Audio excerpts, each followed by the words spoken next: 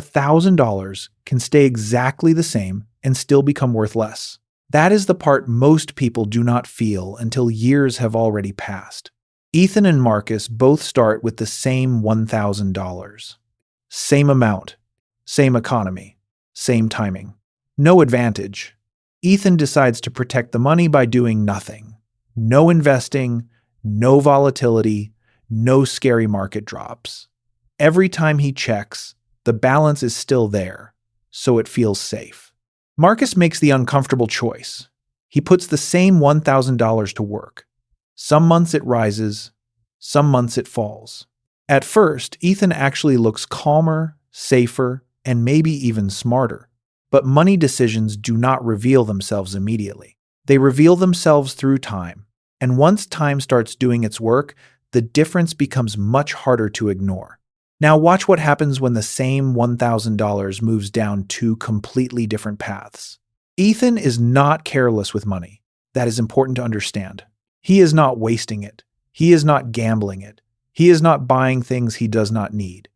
He looks at the $1,000 and sees something worth protecting, so he leaves it alone. And in the beginning, that decision feels completely reasonable. The balance does not fall. The number does not change. There is no red line on a chart. There is no stressful headline. There is no moment where Ethan opens an account and feels his stomach drop. The money is still there. $1,000. Clean, simple, protected. And this is why doing nothing can feel so intelligent. It gives you emotional comfort immediately. You do not have to make a decision. You do not have to take risk. You do not have to learn anything new. You do not have to deal with uncertainty. You simply keep the money where it is. And on the surface, it looks like nothing bad can happen. But that is only the surface, because Ethan is measuring safety by the number. He sees $1,000 and thinks the money has stayed the same. But money is not only a number. Money is purchasing power.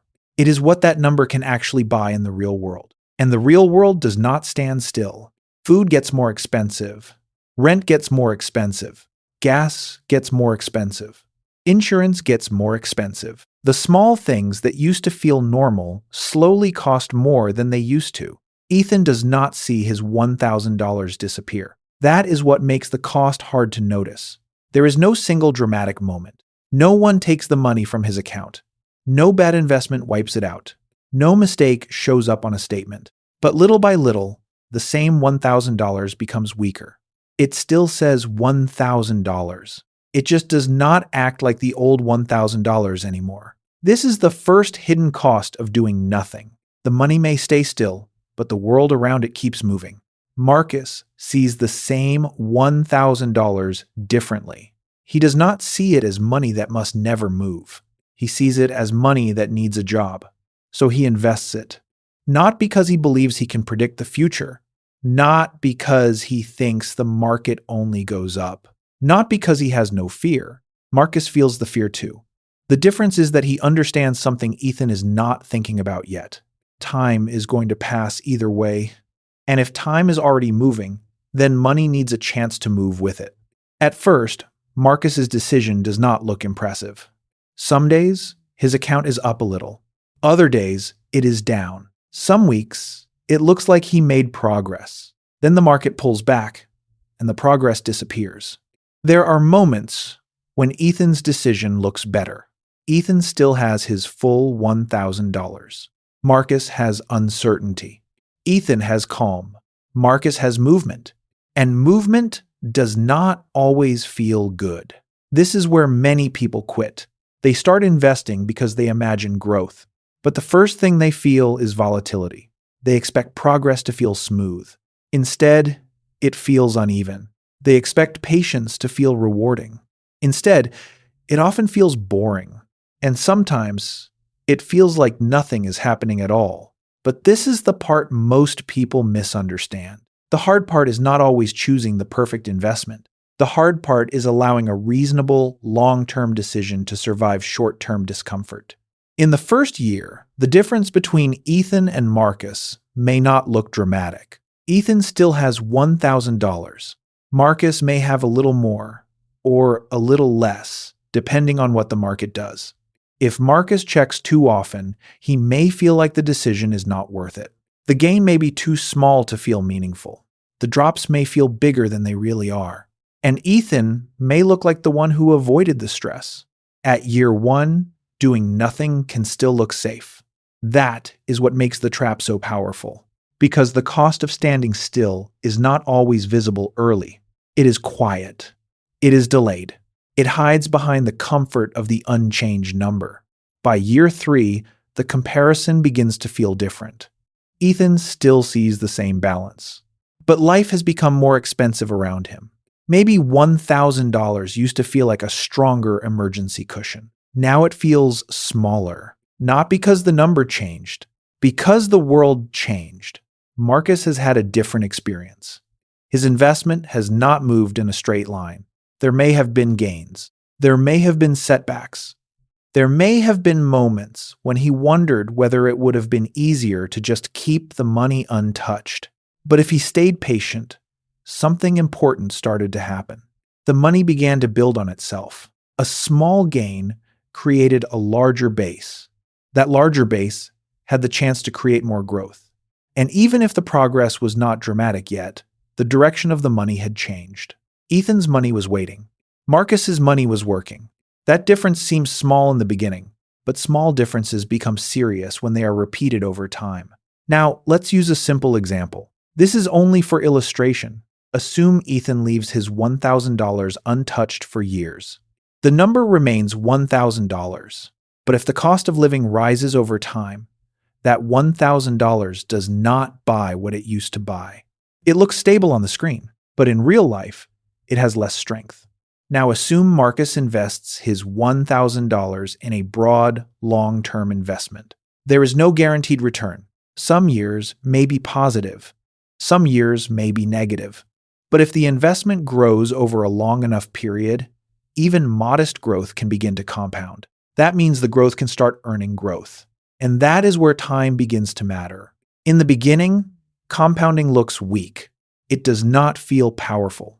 It does not look dramatic. It is not exciting enough to impress anyone.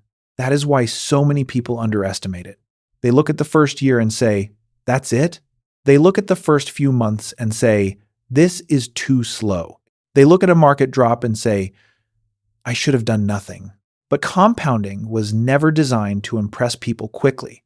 It was designed to reward time, patience, and consistency. By year 5, the gap becomes harder to ignore. Ethan still has the comfort of knowing he did not take market risk, and that comfort has value. But his money has also spent 5 years standing still while prices moved around it. The number may still be $1,000, but the feeling of that money has changed. It no longer carries the same power it once had. Marcus has had to live through uncertainty. He has watched the account move up and down. He has had moments where the decision felt uncomfortable. But now, if the investment has grown, he is not only ahead because of the original $1,000, he is ahead because the money had time to create more money. This is where the story starts to reverse. At the beginning, Ethan looked like the safer person. Marcus looked like the person taking the risk. But by year 5, the question changes. The question is no longer, who avoided volatility? The question becomes, whose money still has more future power? And that is a very different question. Most people think safety means avoiding anything that moves.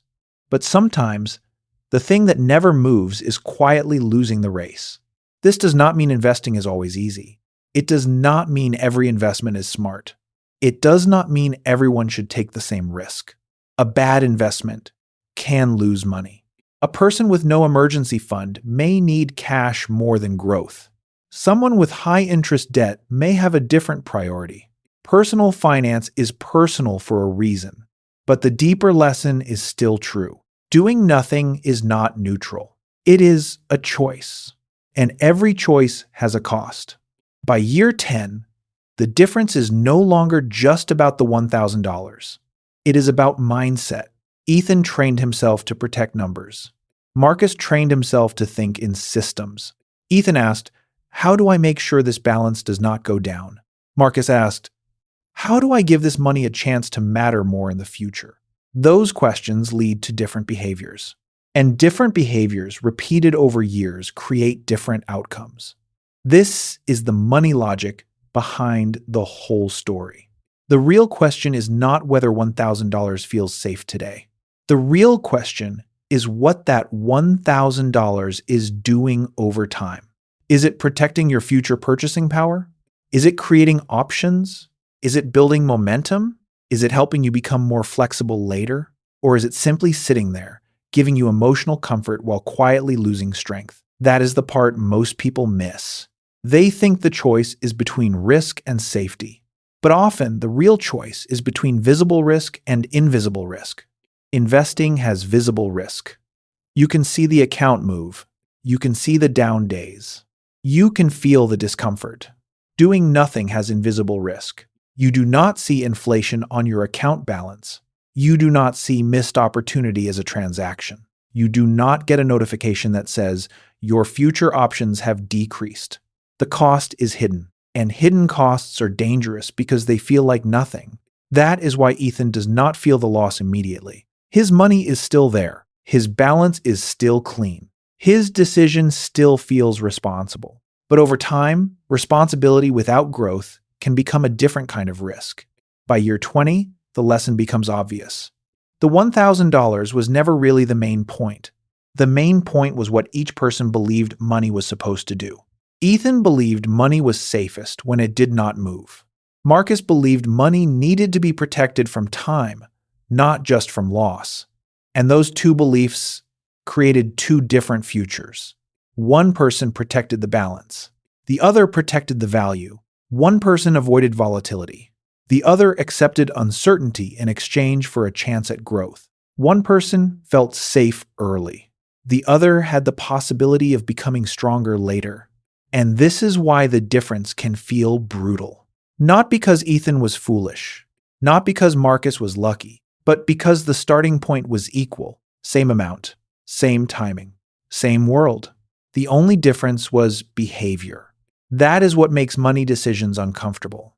We like to believe the big differences come from big advantages. Higher income, better connections, perfect timing, secret knowledge. And sometimes those things matter. But in everyday personal finance, the difference is often created by quiet behavior repeated for a long time. Saving instead of spending. Investing instead of delaying forever. Learning instead of avoiding. Thinking in decades instead of days. None of those choices look dramatic when they happen, but time makes them heavier. A small decision, repeated across years, becomes a financial identity, and that identity shapes what your money can do. This story is not saying that every dollar should be invested immediately. It is not saying cash is useless. Cash has a purpose. Cash gives flexibility. Cash helps with emergencies. Cash can protect you from being forced to sell investments at the wrong time. But cash and fear are not the same thing. Holding cash because you have a plan is different from holding cash because you are afraid to make any decision. That difference matters. One is strategy. The other is avoidance. And avoidance can feel very safe until enough time passes. So, when you look at $1,000, the real question is not just, how do I avoid losing it? The better question is, what job should this money have? Some money needs to be liquid. Some money needs to protect you from emergencies. Some money needs to be available soon, but some money may need to grow. And if every dollar is treated like it must never move, then your money may never get the chance to become more useful than it is today. That is the brutal difference. Not a dramatic event. Not one perfect investment. Not one lucky year. Just the slow separation between money that stands still and money that has a chance to move with time. At first, the gap is invisible. Then it becomes noticeable. Then it becomes difficult to reverse. And eventually, the person who waited realizes the cost was never loud. It was quiet. It was patient. It was built into every year that passed without action. Ethan and Marcus both began with $1,000. Neither person had an advantage. Neither person knew the future. Neither person had perfect information. But one person measured safety by the balance. The other measured safety by the future. And that is the lesson. Doing nothing does not mean nothing happens. When time passes, money either moves with it or slowly falls behind it. Now, the real question is, if you had the same $1,000, what would you do with it? Would you protect the number? Or would you try to protect the future value? Comment below, because the answer usually reveals how people really think about money. And if you want more stories that break down the hidden logic behind everyday financial decisions, subscribe to Money Logic. This video is for educational and entertainment purposes only. It is not personal financial advice. Always do your own research and consider speaking with a qualified financial professional before making major financial decisions.